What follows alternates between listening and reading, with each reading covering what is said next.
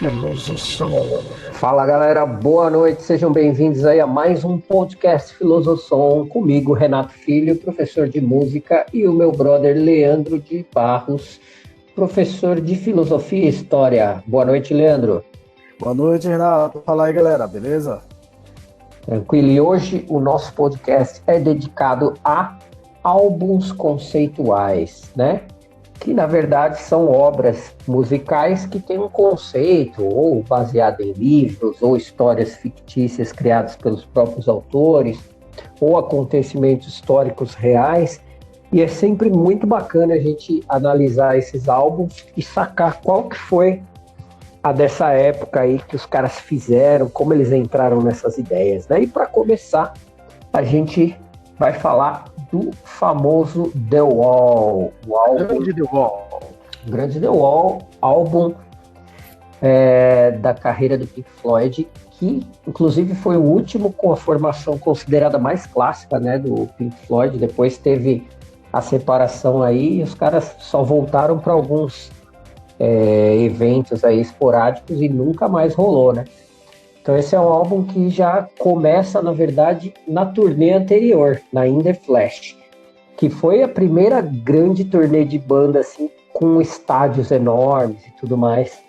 E nessa época, o baixista do Floyd, o Roger Waters, estava um pouco deprê e o cara já tinha várias questões na vida dele e ele começou a dizer que odiava tocar em estádios e dizia que não estava gostando e que o público não tinha uma interação real com a banda e tudo mais. E começou a entrar nessa bad aí, né? Tinha também aí a bad do Syd Barrett, que tinha ficado bem louco aí alguns álbuns antes. Isso foi afetando os caras, né? E o Roger Waters, então, se isolou, começou a se isolar e procurou até ajuda psiquiátrica na época, e os caras falaram que ele tinha que lidar com essa situação, né? Porque, para quem não sabe aí, Roger Waters perdeu o pai dele na Segunda Guerra Mundial e também teve uma mãe super protetora que acabou ajudando ele a formar aquela psique mais introspectiva dele, né, que ele leva até hoje. Aí ele, nessa viagem, começou a escrever ainda na turnê anterior o álbum The Wall. Olha só que bacana, que conta a história de um personagem fictício chamado Pink, né? Que esse cara aí começou a cada problema, cada trauma da vida dele se transformava em um tijolo que ele ia construindo um muro para não ter mais contato com as pessoas. Então, de forma bem Pink Floydiana, o álbum trata da isolação de um indivíduo e termina com ele mesmo se transformando, olha só que coisa louca, num ditador à la Segunda Guerra Mundial, à la Hitler, à la Mussolini. E esse próprio ditador instaura aí um comitê que, com o passar do tempo, ele descobre que a única saída para o Pink era derrubar o muro e novamente se inteirar a sociedade e as pessoas, porque esse era o sentido da vida. Então, é um baita disco, super indicado, só sonzeira. Então, esse é o primeiro álbum conceitual. E esse disco é bem legal, né? Carrega uma série de simbolismos, até pela época, né, que ele foi feito. Exatamente. Esse álbum aí, ele saiu no final de 79, então ele praticamente começou as vendagens em 80, né? Então, em 79 ainda rolava aquela onda de Guerra Fria e tudo mais, né? Ainda tinha uma especulação muito grande entre as repúblicas socialistas e as repúblicas do eixo. Então, é um álbum, assim, à la cultura década de 80 total, né? Que foi muito abordada. Ele faz referência, de uma maneira metafórica, ao Muro de Berlim, por exemplo. Sim, sim. Né, a Cortina de Ferro, né, que é o nome que era dado, por exemplo, à divisão entre os países socialistas e os países capitalistas, né? Então é um disco bem bacana, bem impactante. O show é fantástico, né? O filme é maravilhoso. Exato, né? Ainda bem lembrado, né? Tem até um filme editado que é muito bacana também. Dentro da psicodelia, os caras abordam esse conceito. E é quer dizer, o Roger Waters ele começou a fazer shows depois, né? Mesmo depois do fim da separação do Pink Floyd. E é um show que a gente até já citou em podcasts anteriores, leva polêmica até hoje, né? Porque quando ele faz o show, ele sempre faz alguma menção, alguma coisa que está acontecendo no país, né? Que ele apresenta. E no Brasil ele criticou o então candidato Bolsonaro, né? Sim, tinha. Ele levantou aquele placar fatídico dos movimentos neofascistas, neonazistas mundiais que estavam em ascendência, né? Citou vários países e, lógico, né, não faltou falar do candidato mais fascista da história do Brasil aí, né, que infelizmente, na minha opinião, veio a ganhar a eleição. Mas, né, você vê que o Roger, ele sempre é muito apegado à política, ele sempre foi muito ativista dentro da política de cada país. Isso é muito bacana e todo lugar que ele vai no globo, ele sempre tem esses pitacos aí que deixa muita gente intrigada e até amargurada. Pois é, e quem critica não conhece de fato a história, né? O disco, não entende a letra. São pessoas que infelizmente nunca pegaram para ler a letra, né? Porque ali já está muito explícito, né? A própria Another Brick in the Wall Parte 2 é o maior hino anti-nazismo, antifascismo do planeta, né? E o pessoal não toma consciência disso e chega lá no show e vai, né? Infelizmente. E beleza, então vamos para o outro disco conceitual, o disco que eu escolhi, que é de uma banda americana chamada Savatage. Bandaça é uma das precursoras aí do Progressive Metal, né, do Prog Metal. E é uma banda que, assim, ela tem duas fases, né?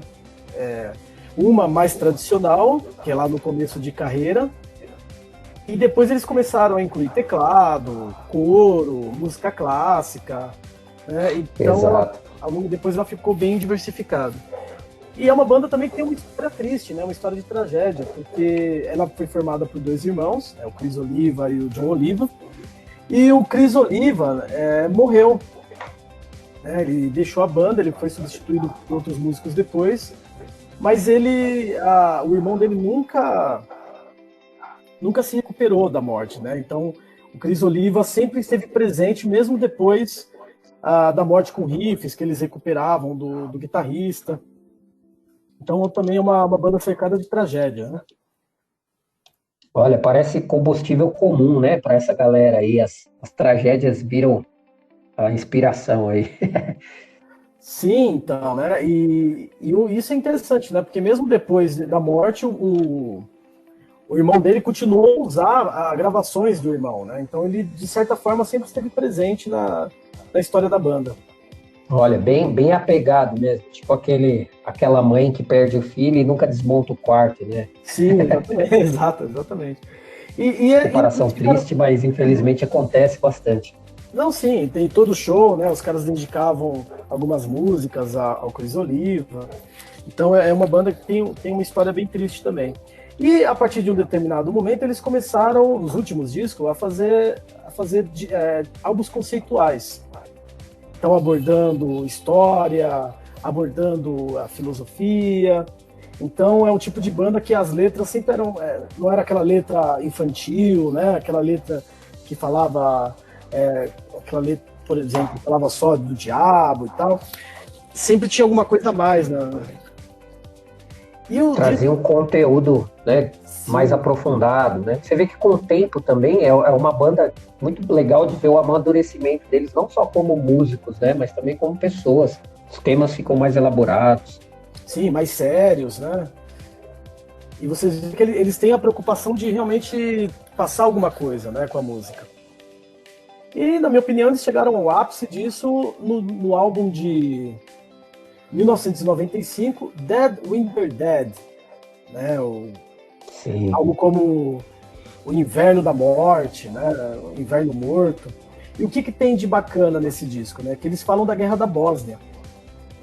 Olha só, E a Guerra da bem, Bósnia, né? bem contextual mesmo, né?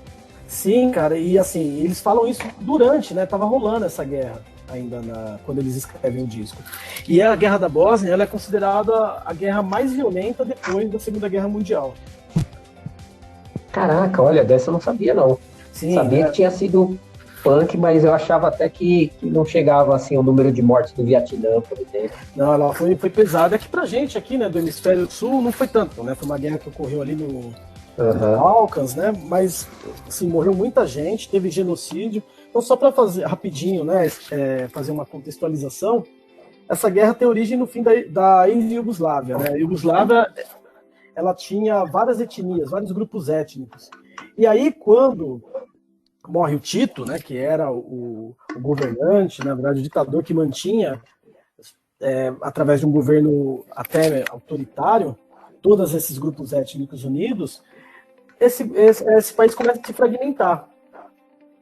E aí você tem a Sérvia, que era a maioria étnica, ou pelo menos o grupo étnico que detinha o controle sobre os demais, não aceita esse desmembramento. Então, dá início a diversas guerras, e a pior delas é a Guerra da Bósnia, onde ocorrem vários genocídios ali, perpetuados pelo presidente da Sérvia, o Slobodan Milosevic, que foi inclusive condenado por crimes contra a humanidade depois. Sim, verdade, verdade. O cara mandou várias atrocidades lá na época.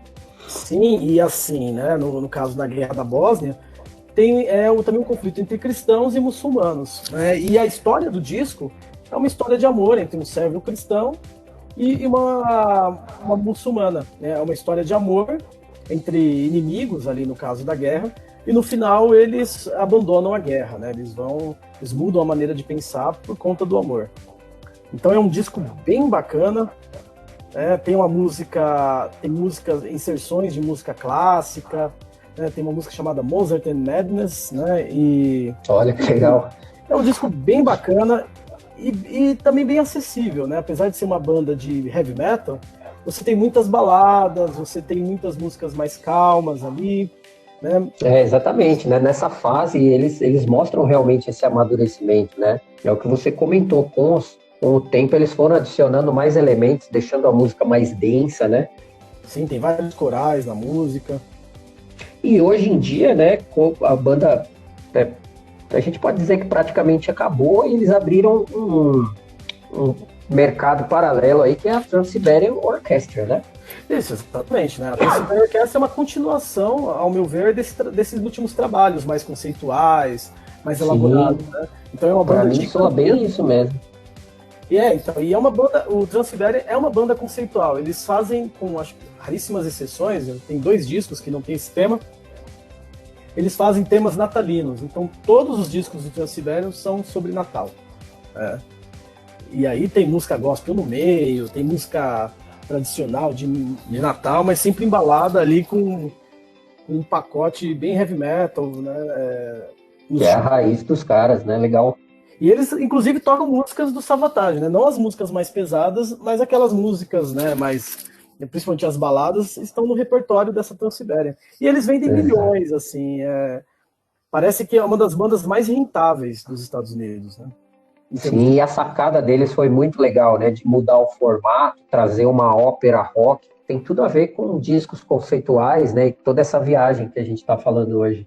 Exatamente, é só uma pena que eles não tenham retomado o antigo projeto, né? Para quem gosta da banda, né? Do metal, fica ali verdade. Né, dos caras. Então é isso aí, a banda conceitual Dead Winter Dead, sobre a guerra na Bósnia. Fantástico, descasso. Show de bola, Savatage, bandaça, recomendado demais.